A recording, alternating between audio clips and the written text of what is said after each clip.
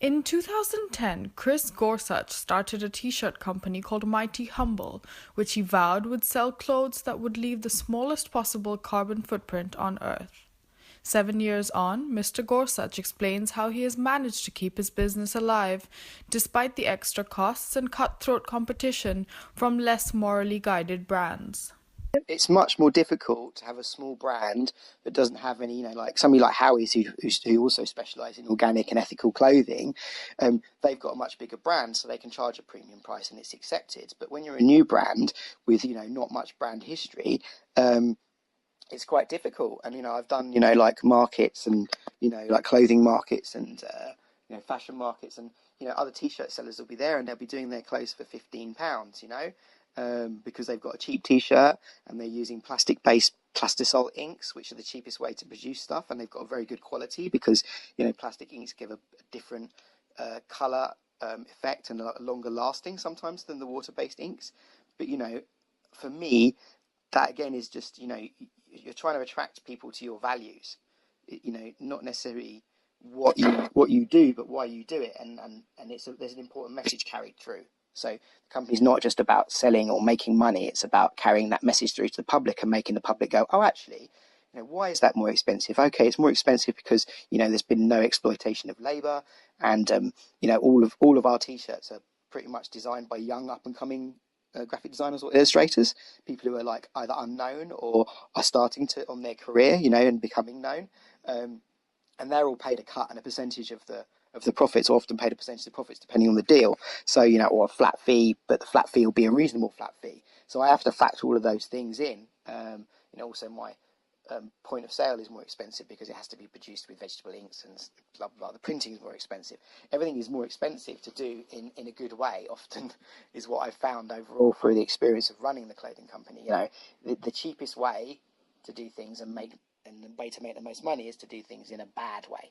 But that doesn't mean it's the best way to run a company, So you do.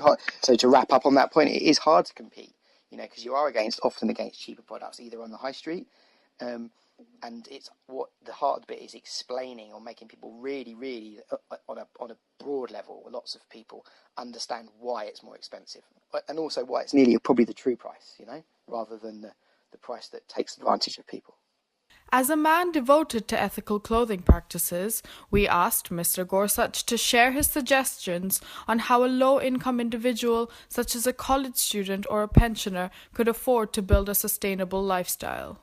I think that, you have to be, there's two things I would say. The first thing is you have to be clever about stuff. You have to look a little bit back into history and look at how, 20 or 30 years ago, we were much better at reusing and maintaining things that we had.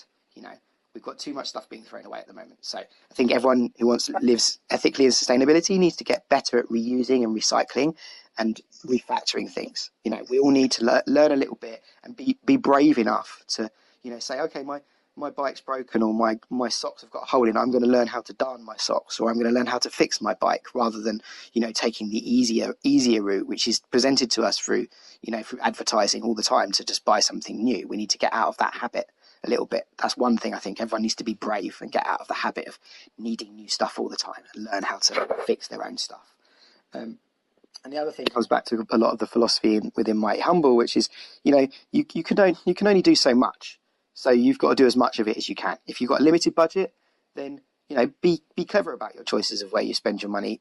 Don't buy as much, but buy things that, will last a long time and that do have the ethical values. And if everyone makes small incremental changes and you multiply that by 10 people, 50 people, 100 people, 1,000 people, if that message and that philosophy spreads, then companies have to react, because it's always what the customer needs, supply and demand. If the customers are not buying from a cheap high street store, then that store will change its strategy. And you can see it happening on the high street, where food outlets who've previously sold only ever food that had no nutritional value are moving to, changing their colour schemes to reflect, more nutritional kind of ideals, and also reflecting that in their menu, and clothing companies are now advertising more fair trade products.